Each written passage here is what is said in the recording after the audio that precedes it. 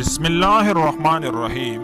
علی voice کے معزز ساتھیوں، السلام علیکم ورحمۃ اللہ وبرکاتہ۔ پیارے دوستو، آج ہم آپ کو قیامت کے منظر کے بارے میں بتائیں گے کہ قیامت کس طرح واقع ہوگی۔ ناظرین کرام، قیامت کب واقع ہوگی یہ کسی کو بھی معلوم نہیں سوائے اللہ کی ذات کی، لیکن قیامت کیسے واقع ہوگی آئیے ہم آپ کو بتاتے ہیں حدیث نبوی کی روشنی میں۔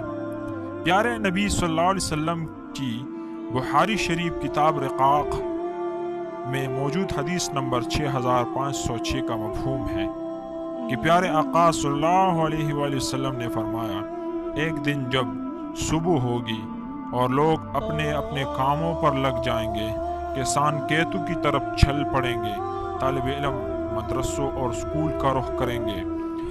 وکیل عدالتوں کی طرف جائیں گے تو ڈاکٹر اسپتال کا رخ کریں گے، تاجر دکانوں کا رخ کریں گے، ملازمین فیکٹریوں کی طرف بڑھ رہے ہوں گے، بازار گرم ہو چکے ہوں گے، لوگ خرید و فروخت میں مشغول ہوں گے، اور ادھر گھروں میں عورتیں صفائی ستھرائی کے کاموں میں لگ جائیں گے، کچھ لوگ اپنے سامنے ناشتہ رکھ کر بیٹھے ہوں گے۔ رسول اللہ صلی اللہ علیہ وآلہ وسلم نے فرمایا، مجھے قسم ہے اس ذات کی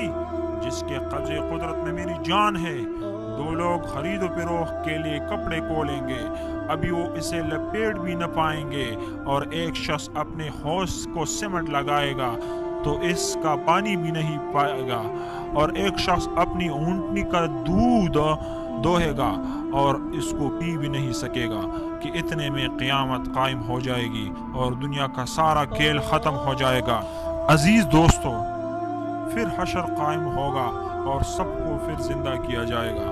اور حساب کتاب شروع ہوگا۔ پیارے دوستو، وہ دن بہت سخت اور مشکل دن ہوگا۔ ہمیں ہر وقت اللہ تعالیٰ سے اس دن کی پناہ مانگنی چاہیے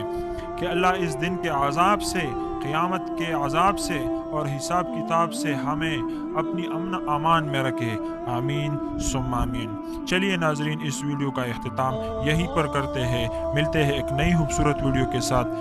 تب تک کے لیے اپنا ڈھیر سارا خیال رکھیے گا۔ اجازت چاہتا ہوں، اللہ حافظ۔